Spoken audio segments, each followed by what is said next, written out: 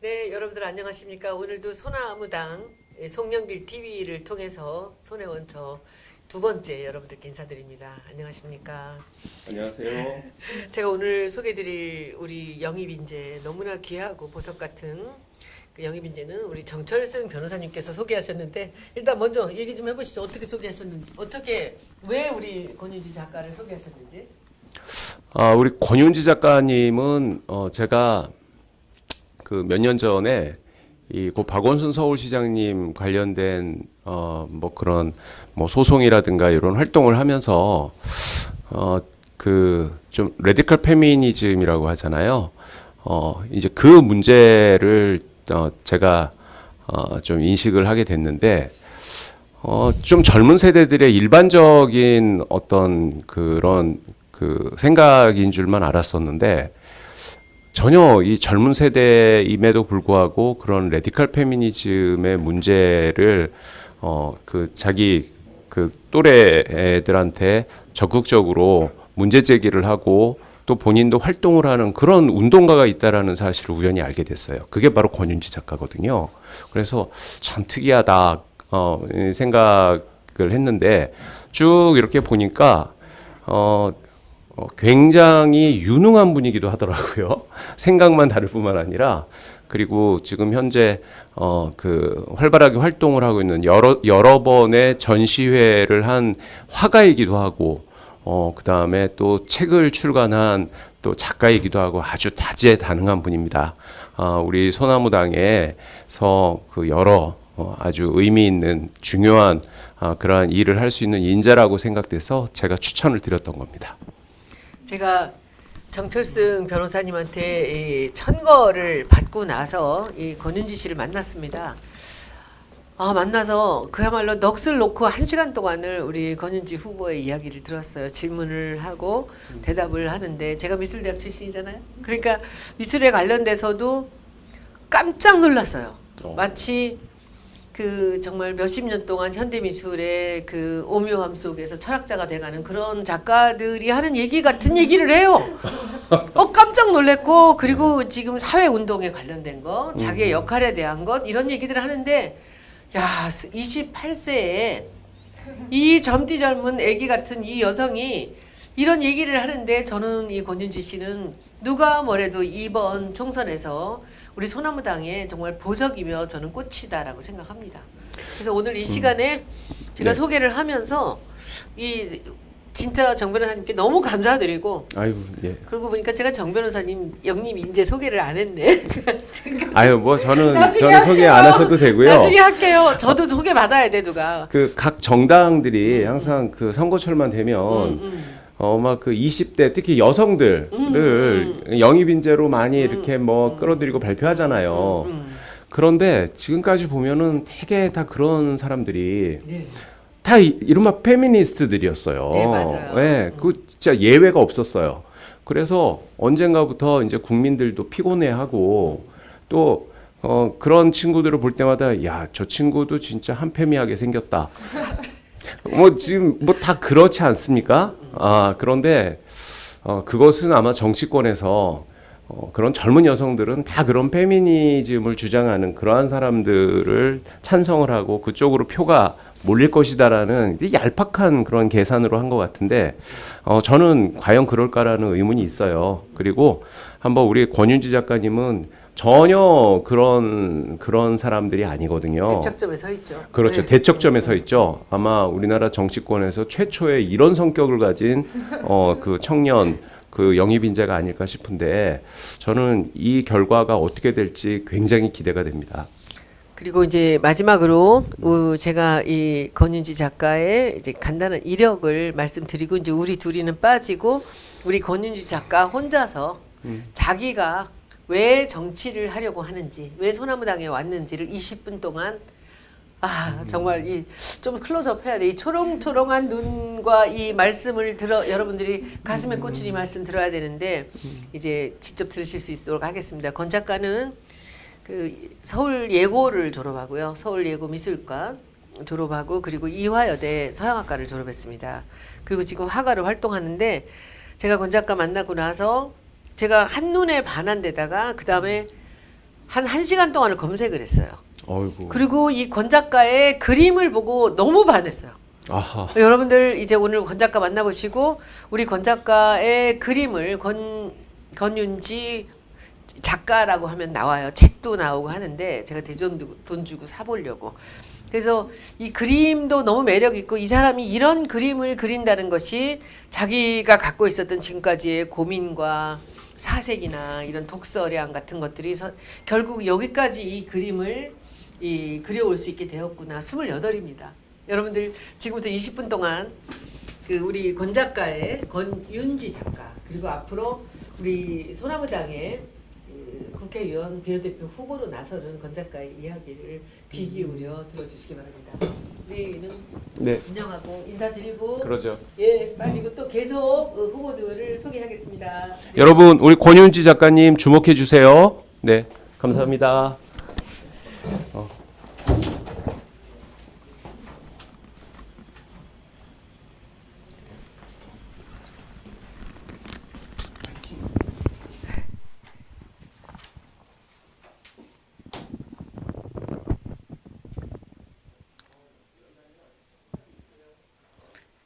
네, 시작하겠습니다. 안녕하십니까. 소나무당 비례대표 후보 권윤지입니다. 제가 비례대표 후보로 추천을 받고 면접을 보러 왔을 때 저희 손혜원 의원님께서 왜 우리 당에서 활동을 하려고 하느냐, 왜 왔느냐 이렇게 질문을 주셨습니다. 그때 제가 이렇게 답했습니다. 제가 온 것은 어떤 다른 이유 때문이 아니라 이 소나무당이라는 정당이 갖고 있는 독특한 성격에 매료됐기 때문입니다. 제가 봤을 때 소나무당은 뭐 여러 가지 이제 작은 정당들이 있지만 그 중에서도 소나무당은 어떤 거대한 정당의 위성 성격도 아니고 그리고 어떤 계보나 정파에 흔들릴 일도 없는 그야말로 이 시국의 필요성과 국민의 어떤 갈급한 요청에 따라서 결성된 창의적이고 아주 다른 데서는 찾아볼 수 없는 정치적인 집단이라고 생각을 했기 때문입니다. 그래서 후보자들은 눈치 볼 필요가 없이 자신만의 메시지를 말할 수 있는 그러한 정당이라고 생각했기 때문입니다. 그래서 저는 소나무당 인재로 영입이 되었고 저의 목소리를 한번 내어보기로 했습니다. 지금부터 저의 출마의 변을 여러분께 들려드리고 다소 조금 진보 진영의 시각에서는 다소 어려운 이야기, 하기 어려운 얘기일 수도 있지만 제기하기 어려운 문제일 수도 있지만 같이 함께 들어봐 주시고 관심 가져주시면 감사하겠습니다. 저는 28세 여성입니다. 저는 페미니스트가 아니 적어도 지난 5년여간의 광풍으로 잘못 정착돼 버린 그런 의미의 페미니스트는 아닌 신인 여성 화가이고 사회활동가입니다. 저는 진보주의자입니다. 그러나 만약 여기에서의 진보가 현재의 야당과 몇몇 야권 위성정당들의 존재에 국한되는 것이라면 저는 진보주의자가 아니라 되려 보수주의자가 됩니다. 제가 보수주의자가 되기를 원하지 않아도 진보 진영에 갈 곳도 기대할 것도 없어 저는 보수주의자처럼 보이게 될 것입니다. 지난 문재인 정부 5년, 윤석열 정부 2년, 청년들에게는 보통 평범한 청년들에게는 정치에 큰 관심은 없어도 정의와 본질적 가치에 대한 지향은 분명하고자 하는 지극히 평범한 청년들에게는 여러모로 혼란스럽고 마음 둘 데 없는 나날들이었습니다. 촛불혁명은 가슴 벅차도록 거센 설렘이었지만 우리가 원하는 나라는 오지 않았습니다. 광화문 광장에 나가 외쳤던 이게 나라니 하는 구호는 그때나 지금이나 똑같이 우리의 마음속에 또아리를 틀고 마치 언제든 입 밖으로 튀어나올 말처럼 맴돌고 있습니다. 촛불혁명 때에는 외칠 수라도 있었지 지금은 그럴 수조차 없습니다. 그래서 그 말, 이게 나라냐는 그 말은 모두가 알고 있으나 아무도 말하지 않는 비밀처럼 제대로 아물지 않아 흉터가 그대로 남아버린 상처처럼 우리의 의식 속 어딘가를 떠다니고 있습니다. 이렇게 된 것은 청년들이 지쳤기 때문입니다. 그리고 청년들의 마음의 문이 닫혔기 때문입니다. 먼저 지난 기간 동안, 특히 문재인 정부 기간 동안 청년 정치는 산적한 현안들을 뒤로하고 오직 페미니즘, 그것도 아주 근본주의적인 레디컬 페미니즘에 총력을 기울였습니다. 청년 정치가 곧 페미니즘 정치의 동의어라도 되는 마냥, 그리고 그들만의 페미니즘이 청년 정치의 유일한 비전이자 보편적 시대 정신이라도 된다는 듯 당시 정부와 여당이었던 문재인 민주당 정권은 앞에서도 뒤에서도 그리고 안에서도 밖에서도 페미니즘을 외쳤습니다. 모든 남성은 잠재적 가해자가 되었고 성인지 감수성과 2차 가해라는 순환 구조 안에서는 어떤 남성이든 가해자로 모함받을 수 있는 일을 피할 수 없게 되었으며 어떤 여성이든 스스로 피해자라고 주장하는데 아무 지장 없게 되었습니다. 인권이라는 미명하에 자행되었던 마녀 사냥들을 저는 기억합니다. 안희정 전 충남지사 사건, 고 송경진 교사를 극단적 선택으로 내몰았던 성서중학교 성추행 의혹 교사 자살 사건, 큰 논란이 되었던 곰탕집 사건, 임신 중이었던 딸이 백방으로 뛰어 극적으로 진실을 밝혀낸 곡성 무고 사건, 박재동 화백을 겨냥한 가짜 미투 기획 사건과 이를 보도한 남성 기자까지 후배 여기자들에 의해 입막음 당했던 사건, 마지막으로 박원순 전 서울시장의 사망과 그 후의 일들. 여성단체와 일부 언론사들은 이미 피고 소인이 사망하여 그 진상을 확인할 길 없는 사건에 대해서 주변인들의 증언 중 그들에게 유리한 부분만 발췌, 짜깁기 하여 그것이 마치 기정사실인 양 전 국민을 호도하였습니다. 그러나 박원순 전 시장이 사망하였을 때에는 민주당에 대한 청년들의 마음이 이미 너무나 멀리 떠나 있었기 때문에 그토록 페미니즘을 외쳐대던 민주당이 성추문이라는 레이더망에 걸린 사람이라면 누구에게라도 사실을 확인하기 전에도 사실 확인의 가능 여부를 상관없이 총질을 서슴지 않던 민주당이 되레 성범죄당, 자기 편이면 다 감싸는 당, 범죄자를 성역화하는 당으로 비추어지기도 했습니다. 정작 박 전 시장에 대해 최소한의 명예회복이라도 시도했던 사람들은 민주당으로부터 가장 먼저, 가장 철저하게 외면받았는데도 말입니다. 페미니즘이 우리 사회에 만든 파문, 생각할수록 가슴이 답답해집니다. 페미니즘 광풍이 지나간 자리, 하나의 비극이 남겨졌습니다. 이제 우리는 모든 소위 피해자들을 온전히 신뢰할 수 없게 되었습니다. 특히 그루밍이나 가스라이팅, 권력관계 등 특수한 상황에 있었던 피해자를 의심의 눈초리로 보게 되었습니다. 여성이 여성의 발등을 찍은 셈입니다. 인권이 인권을 형해화한 형국입니다. 여성으로서 지난 시간 동안 정말 부끄러웠습니다.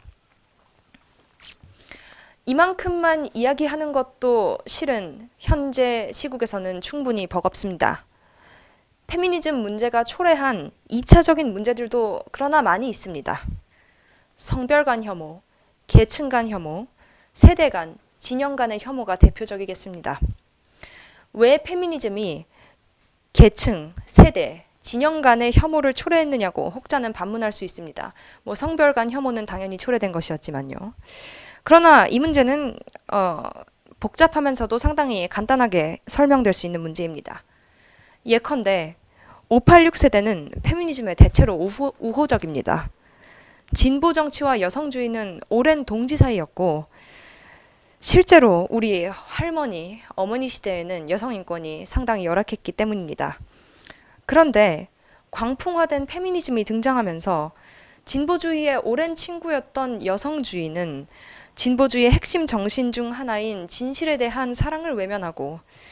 무소불위의 권력을 휘둘렀습니다.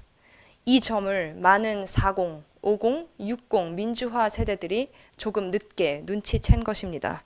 아직도 눈치채지 못한 분들도 계십니다. 페미니즘 진영에 대한 민주 진영의 관용이 진보 진영 전체에 대한 청년 세대의 그리고 중도, 보수 진영 구성원들의 막대한 거부감을 촉발하였습니다. 끝내 진보 진영은 기존의 넓고 젊은 스펙트럼을 잃어버리고 스스로 고립되었습니다. 계층 간 혐오에 대해서도 말씀드려 볼까요? 페미니즘에 대한 반동은 일부 여성들이 지닌 물신주의와 상향혼 지향성, 또 여성이라는 사실만으로 대접받고자 하는 속된 태도에 대한 신랄한 비판 기조를 가져왔습니다. 따라서 젠더 문제는 계약과 거래라는 틀에서 새로 태어나 청년, 특히 남성 청년들로 하여금 세상에 대한 회의적 정서를 갖게 하기도 했습니다. 이러한 현상은 많은 사람들의 따뜻한 가슴을 냉정한 심판관의 칼로 변화시켰고, 이 칼은 사회를 보는 전반적인 관점에 우리가 생각하는 것보다 훨씬 더 근본적인 영향을 끼치게 되었으며 인간관과 정서 자체를 변화시키는 결과를 가져왔습니다. 그래서 젠더 문제와 상관없어 보이는 다른 문제들, 예컨대 부동산 문제, 또는 우리 사회의 공정과 상식을 논하는 문제, 또 여러 개혁 과제들을, 특히 정치권에서 제기하는 개혁 과제들을 바라보는 문제, 또 이념의 향방을 논하는 문제에 이르기까지 이렇게 페미니즘의 여파로 진보적 이상과 지향성을 잃어버린, 아니 그러한 것들을 레디컬 페미니즘에게 빼앗겨버린 청년 세대는 어떤 문제에 대해서든 기계적 논리와 또 차가운 잣대를 들이대는 습관을 갖게 되었습니다. 이제 청년 세대의 일종의 풍습이 되어버린 차가운 심판관의 시각은 수많은 사회문화적 현상을 관통하며 또 이성과 감성 사이를 넘나들며 날카롭게 벼려져 있는 상태입니다. 여기서 첨언하자면 이준석 전 대표가 주장했었던 이준석식 공정에 대한 청년들의 열광적 옹호를 예로 들 수 있을 것입니다. 이준석식의 공정은 겉으로 보았을 때는 대단히 공정하고 기회균등해 보이지만 사실은 우리 사회의 모든 불평등한 구조를 전혀 개혁하지 않고 모든 책임을 다 개인에게 미루게 됨으로써 이 기울어진 운동장을 바로잡지 않겠다는 것이고, 기득권은 기득권대로 연속되게 하겠다는 것이면서도 굉장히 비정한, 개인에게는 굉장히 비정한 어떤 결과론적인 시각을 들이대겠다는 무서운 이론이었는데도 말입니다. 청년 세대가 이렇게 진보 진영을 이탈하게 되면서 자연히 진보 진영에서 주장하던 검찰 개혁, 언론 개혁 등의 국가 개혁 의제들은 청년들의 입장에서는 뜬구름 잡는 소리처럼 들리게 되었고, 이러한 의제들을 내세우는 근거로서 제시되었던 여러 가지 이 기울어진 운동장에 대한 지적들, 예를 들면 검찰의 정치 주체화라든가 언론의 언어에 의해 진실이 왜곡되고 어떤 진실은 배제되기도 하는 그러한 방식, 또 우리나라의 정통 기득권에 대한 이야기들은 진보 진영 사람들의 핑계대기 그 이상도 이하도 아니게 되어버렸습니다. 진보 진영과 청년 세대는 서로가 서로를 버린 꼴이 되었습니다. 그리고 서로가 서로에게 불통, 먹통 전화기가 되어버렸습니다. 아까 정철승 변호사님께서 지적해 주셨듯이 정치권이 선거철만 되면 젊은 여성 청년들을 마치 얼굴마담이나 표팔이, 그리고 또한 페미니즘적이고 이 청년들을 위한다는 어떤 가벼운 당위이자 정치적 셈법 하에 선거판에 내놓는 일들이 생겼는데, 이제 더 이상 그러한 해법은 이제 먹히지가 않을 것 같습니다. 이렇게 페미니즘으로 인해서 청년 세대와 진보 진영 사이에는 많은 오해가 생겼고 서로 소통할 마음과 의지를 잃게 되었습니다. 그러나 이렇게 먹통이 되어버린 이후 윤석열 정부가 들어서서 국가를 마치 제 집 안방처럼 헤집는 동안 우리가 개혁해야 될 문제는 더욱 복잡해졌고 더욱 커졌습니다. 개혁 과제도 더욱 세분화되고 많아졌습니다. 그러나 아무리 그렇게 되었다고 해서 청년들을 크게 실망시킨 민주당의 청년 민심은 좀처럼 돌아올 기미를 보이지 않고 있습니다. 우리는 우리나라에 보수와 진보가 있다고 생각을 합니다. 그런데 청년이 없는 진보, 청년에게 버림받은 진보는 어쩜 더 이상 진보라고 할 수 없습니다. 진보 진영으로부터 고립되어 버린 청년들도 어딘가로는 가야 합니다. 그러나 지금 갈 곳이 없습니다. 보수 진영 역시 대안이 되어주지 못합니다. 차악일 뿐입니다. 특히 현재 누가 봐도 비상식적인 친일 반민주적 행태와 아전인수적 정치, 뻔히 속보이는 방탄과 무리한 정책, 외교 참사까지 일상적으로 터뜨리고 있는 보수 진영은 차악으로서도 불합격이고 막장입니다. 이제 청년들은 다른 대안을 찾아야 합니다. 어떤 청년들은, 소수의 청년들은 일제 시대가 더 살기 좋았을 수 있겠다는 말이 합리적이라고 생각하기도 합니다. 반일이 시대착오적이라고 생각하기도 합니다. 그러나 이러한 청년 세대로서 쉽게 하기 어려운 그러한 사고는 어쩜 진보 진영에 대한 청년들의 근본적인 회의감으로부터 비롯된 것일 수 있겠습니다. 이제 청년들이 뉴라이트에 기대면서 자신들의 합리성을 자위하지도 말고, 그렇다고 그들에게 배신감을 안겨준 기존의 진보 진영에 기생하지도 말고 정말 다른 제3의 대안을 찾아야 합니다.